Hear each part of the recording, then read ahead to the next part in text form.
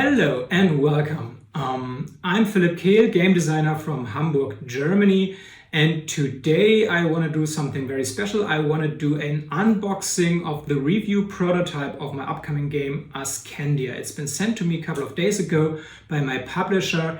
I have not looked in the box. I have no idea how the components actually look like. I'm super excited. I've never done an unboxing before, so this is a little experiment for me as well. And yeah, let's get started. Here it is. That's the game. What a beauty. Nice box. Oh, has a good feel to it. It's such a great feeling to have this in my hands, and I'm super excited to have a look inside. But first, we're going to look at two other components which are currently not included in the box. They will be eventually, but at the moment we are getting them from external suppliers. First, we have a couple of little diamonds. These are going to be tokens for victory points, pretty straightforward. They will look similarly in the end, but we're not decided on the final shape. And a little bit more exciting, we have a nice set of custom dice. So, as you can see, they are very beautifully engraved. Nice feel to it, very chunky, beautifully diced. And what we have here is we have 5 white action dice. These are used by the active player for all sorts of things in the game. And we have colored support dice. Each player has a separate support die for his actions, and whenever you as a passive player participate in an action of the active player, you throw your die so you can have an effect on what the active player does, which makes downtime hopefully a little bit more exciting. But let's get this out of the way and have a look at the real meat of this video, the box. So on the back side you can see a very rough layout, how it might actually turn out, little overview of the game, a little bit of flavor text. You can see what's in the box, have a little first impression of some of the components, the standees, and of course we have our very nice cover artwork by Martin Pasomero and Ryan Verhagen. Really looking good, beautiful. I think this will be great on the shelf. So let's get this open. Hopefully not damaging anything. All right, here it comes. Nice. Oh, yes. really great. Let's get this out of the way. Okay, here we have the box now without any shining things going on. Great print, looking super amazing. So let's open it up. Ascend the land of glory, ascend the mighty prize, ascend the all right. Ooh, nice. Here we go. As you can see on the side, we have a little bit of link to the greater game world of the Cursed Empire, where this game is situated, so anyone who's interested can delve deeper. And when you open the box, it really looks nice already, how it's packed. Nice and welcoming. When you open it up at first, you see our preliminary rulebook. Lots of things, small things might change eventually, but this is pretty much what you can expect overall. As you can see, there are some placeholders, but yeah, I would say rules are pretty much 90% done. We do a little bit of fine-tuning in the months ahead, but yeah, nice print, looking good. Really great. All right, but now let's get to the meat of things. We have a bunch of punch boards. They come first. So it's 1, 2, 3, 4, 5, 6 of them.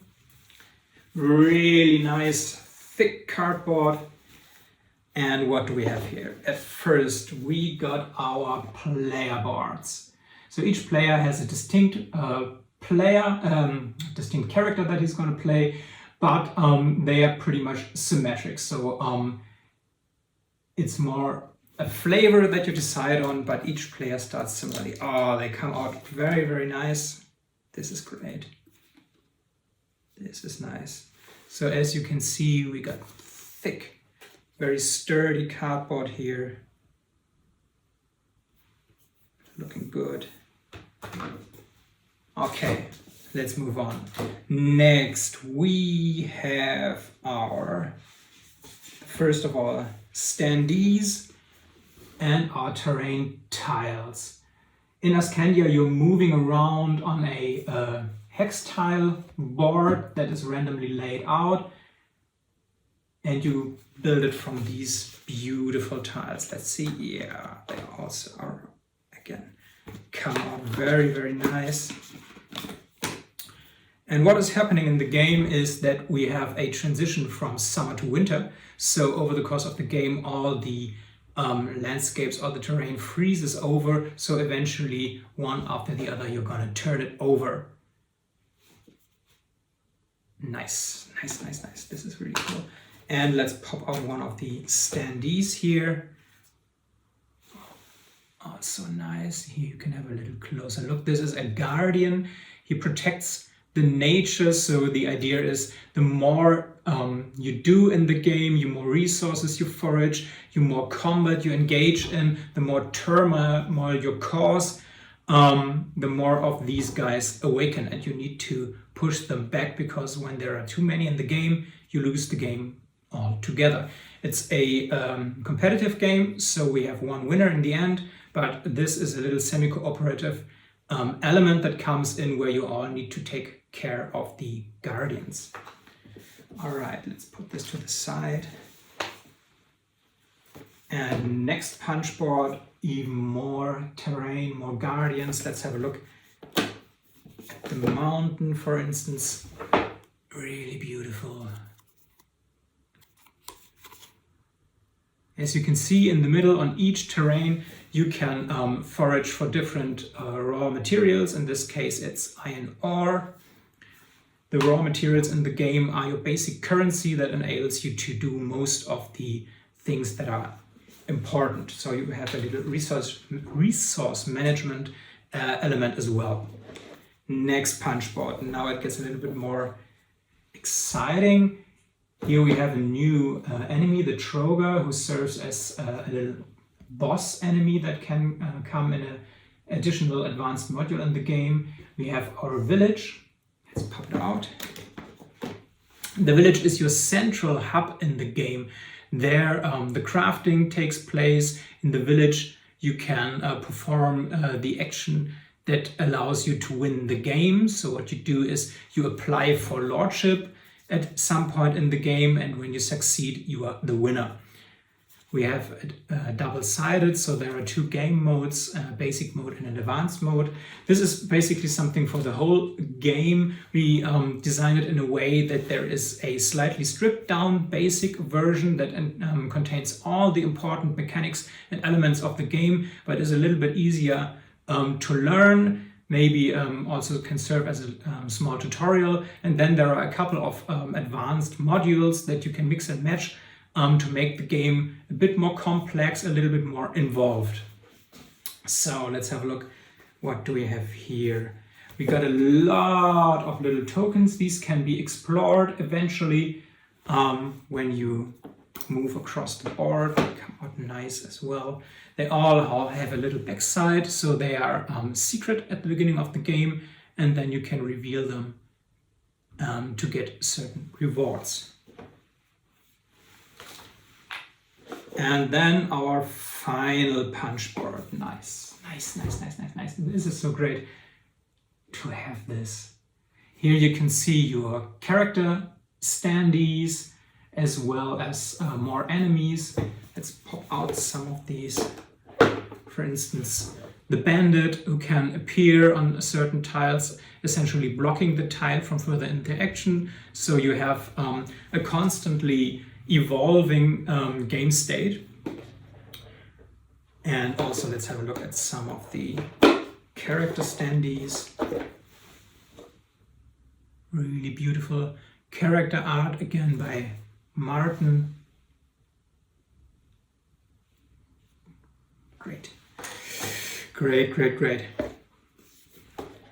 And also we have these blue circles. Let's get them out. This is something where we were a little bit worried if they might break, but they don't. This is how you actually mark on the player board your attributes. So what's gonna happen in the game is you have your character and you have some basic attributes that enable you to do most of the actions and interact with most of the mechanics of the game. You all start out very basic and you can essentially level up your character to be more powerful when doing these actions. The way you level up your character is by items. So you need to obtain items through different ways in the game, and once you have items you can equip them on your character and they give you different boosts to your attributes, and you mark this with the little rings. You have one for each attribute and then you just push them over to mark where you are at the moment. Great. So what do we have next? All right, we got a bunch of standee holders, cardboard holders. Let's see how they work. All right, fits in nicely. Really good. This is what it looks like. So you can put them down, and that's how it looks. Already feeling so good. This is really fun for me. As you can tell. And finally, the last components that are missing, of course, we got a couple of cards here, a couple of decks of cards. Let's have a look. Let's start with this deck. Get this out of the way. How to do this without causing too much damage. All right, here we go.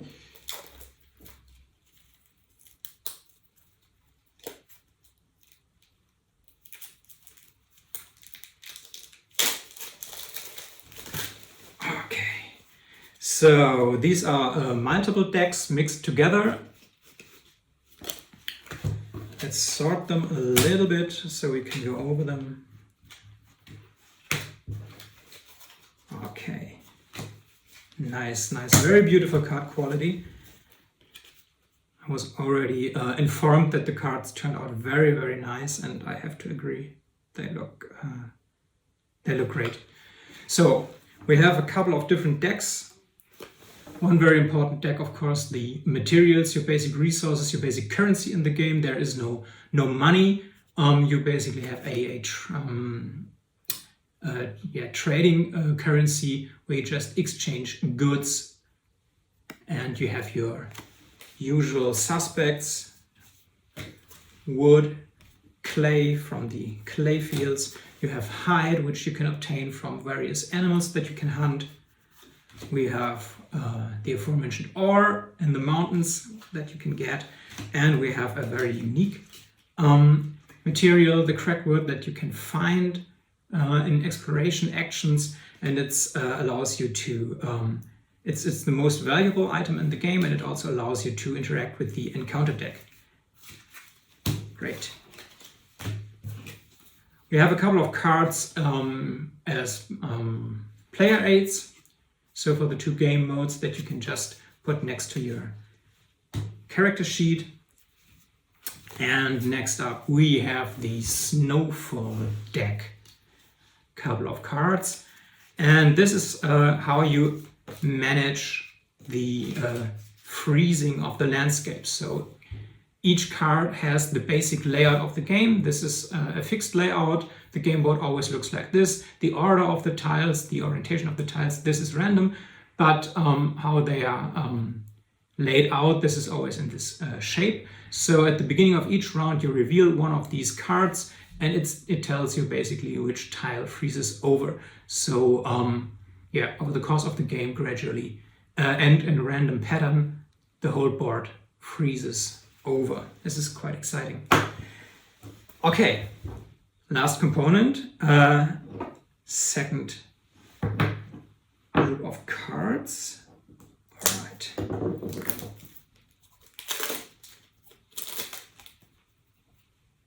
What do I have here?